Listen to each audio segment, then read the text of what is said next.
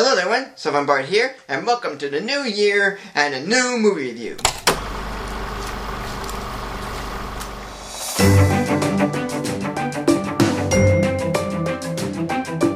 There were movies that I watched as a kid that really did scare me, but as time goes by I would often watch them, and the more I watched them the less scared I became and the more exciting the film is.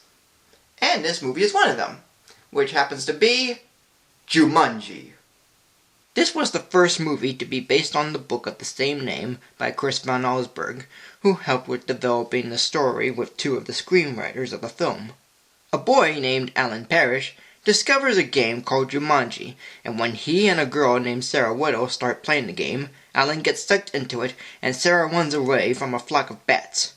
And 26 years later, a brother and sister named Judy and Peter Shepherd find the same game and not only bring out Alan as a man, but other creatures of the jungle. And only Judy, Peter, Alan, and a grown-up Sarah must finish the game in order to stop the dangers that are threatening them. So what do you think of this movie? Well, I find it to be an exciting thrill ride. And what makes it exciting is its many effects. Using computer graphics, animatronics, and even models, the effects range from impressive to kind of dated, but still good for the time being. The stampede, the monkeys, the pod, the crocodile, each of them work well even when it's a tad dated. Although, while the story is good and all, the ending is kind of confusing. Of course it begins with Alan and Sarah as kids and then it goes to 26 years later, but by the end it jumps back to the past.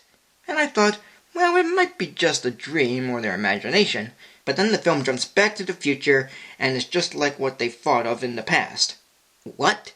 Yeah, it's kinda confusing when trying to figure out how they know what Judy and Peter are like and whether they've been acting out the future throughout the film. But if there is an answer to what is going on, then good luck figuring it out, 'cause I couldn't find it. But out of all the moments and all the stuff that happens in the film, the one portion that I love the most is the music by James Horner. Sure, people say some of his score are copies of other music and sometimes his own, but with this one, I don't hear a cue that's been used before. The music for this film feels original and it's really great. It would go from dark and brooding to comedically silly to very tearful. It's all over the place, and it serves the film well. And I'm glad the score can be heard as an isolated track on a DVD, so even if you have the soundtrack or not, the DVD is enough to provide such great music. And of course, the actors did a good job at playing the characters.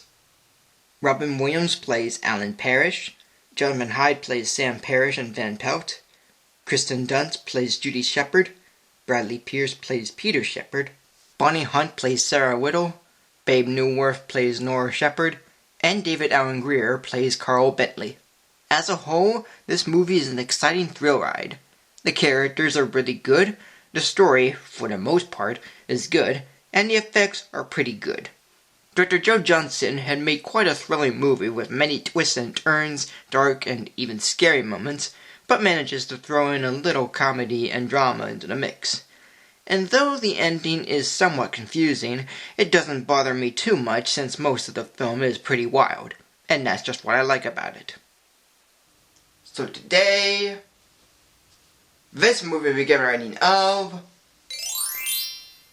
3.5 stars. Thank you for joining me. Like, comment, and subscribe, follow me on Facebook or Twitter, and tune in next Wednesday for a new video.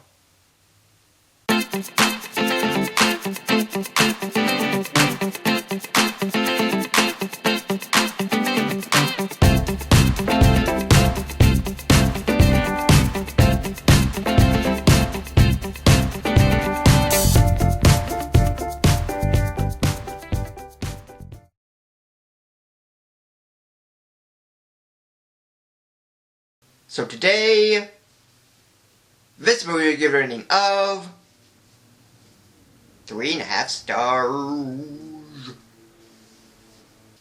So today, this movie will give a rating of 3.5 stars.